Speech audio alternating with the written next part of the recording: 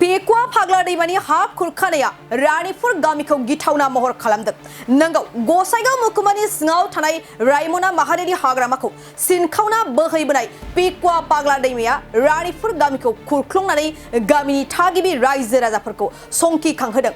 बे समावनो इएम उकिल मोसाहारिनि बाखनायथाव हाबाफारि।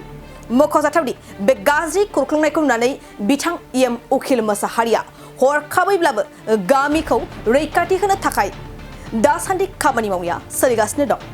गामिनि रायजो राजाफ्रा उकिल मोसाहारिखौ साबायखर बावनायजों लोगोसे जुग जुग गावसोरनि गामिखौ बे फाग्ला दैमानि खुरख्लंनायनिफ्राय रैखा मोननो थाखाय दानि बिटिआर आरो आसाम सरकारनिसिम खावलायहरबावदों। खौरां लाफैनो हानाय बड'लेण्ड बुब्लिनि सायावहाय बा बड'लेण्ड बुब्लि चेनेलनि सायाव साबायखर होनाय थाबाय।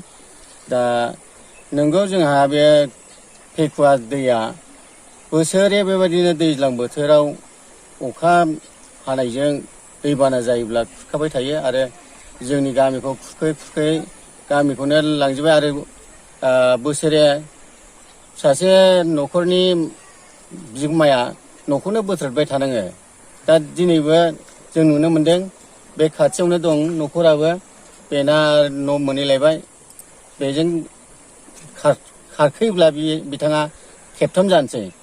दा बेखौ नुनानै जोङो रायजो राजाफ्रा एसे दानि जोंनि बिटिआरनि इएम बिथां वाटार रिसर्सनि इएम उकिल मोसाहारिया अननानै आफाद दत्तनि थाखाय दा एसे सेफ जायो खोमा होननानै दा जिसिपिजोंहाय इमारजेन्सि खामानि खालामनो हरदों।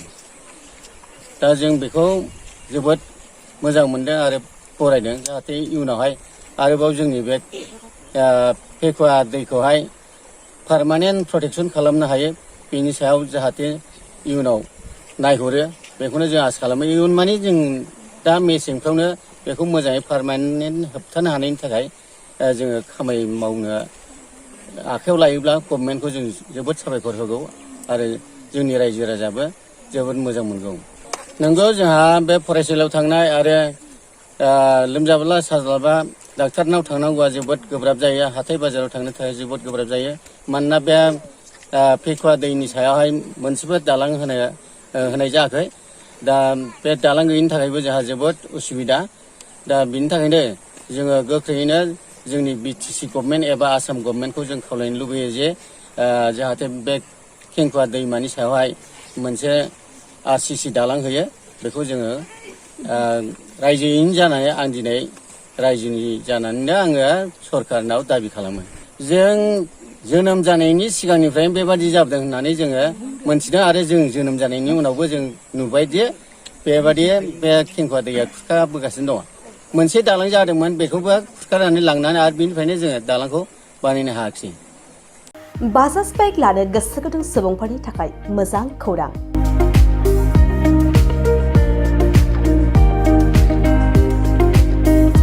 क'क्राझार जिल्लानि सेरफांगुरियाव थानाय पंका एन्टारप्राइज बाजाज श'रुमआ इन्डिपेन्डेन्स डेनि स्पेशल अफारखौ लानानै फैदों। बे श'रुमाव थांनाय 1 आगस्तनिफ्राय 31 आगस्तसिम इन्डिपेन्डेन्स डेनि स्पेशल अफारजों लोगोसे एक्सचेन्ज होगासिनो दं।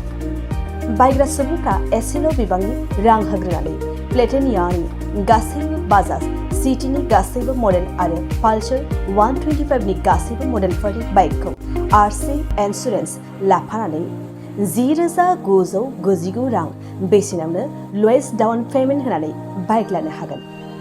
नोंथांमोना सेरफांगुरि आरो सराइबिलाव थानाय पंका एन्टारप्राइज बाजाज श'रुमाव इन्डिपेन्डेन्स डे स्पेशल अफारनि खाबुजों नोंथांनि लुबैनाय बाजाजनि बाइकखौ लांफैनो हागोन।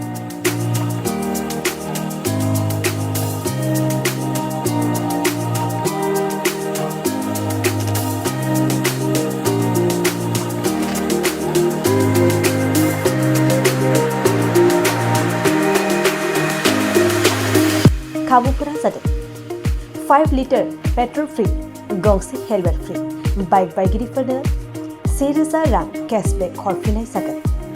जुदि नोंथांमोना गोसो दंब्ला आबुङै मिन्थिबावनो थाखाय नैबे मबाइल नम्बर 9395303476 आरो 9101547892 आव थोंजों सोलायलांनो हागोन।